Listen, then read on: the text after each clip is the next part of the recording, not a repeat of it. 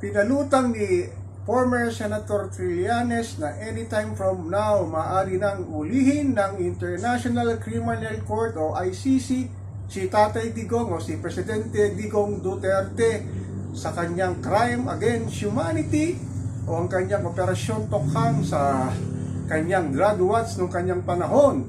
Nakakalungkot naman, ano?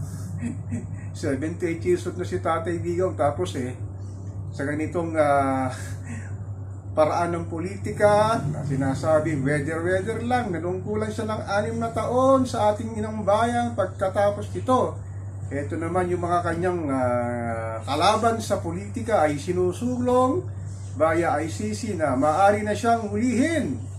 Grabe talaga. At kasama pa ang kanyang former Chief PNP, si Senator Bato de la Rosa.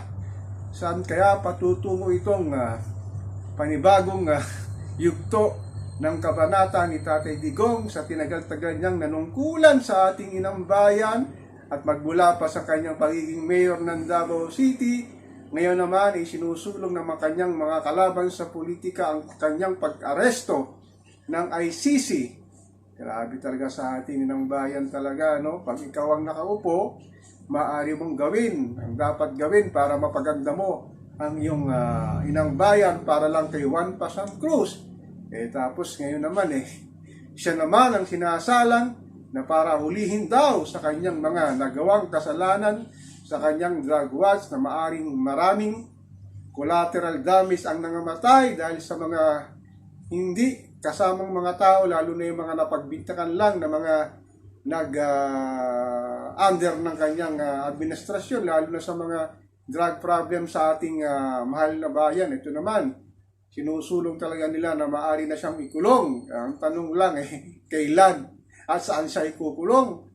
Ito rin si Senator Bato de la Rosa, nag-aagam-agam na baka daw siya makulong dahil wala naman sinasabi ang administrasyon ni PBBM kung kailan sila huhulihin.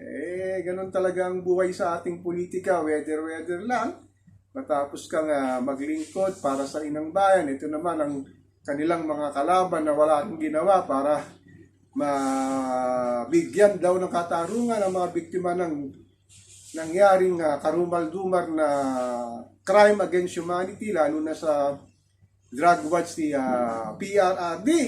Ako po si Papa Kan dito sa aking channel. Patuloy po akong magmimiro na magmamatsyat kung uhulihin nga na International Criminal Court si Tatay Digong Duterte.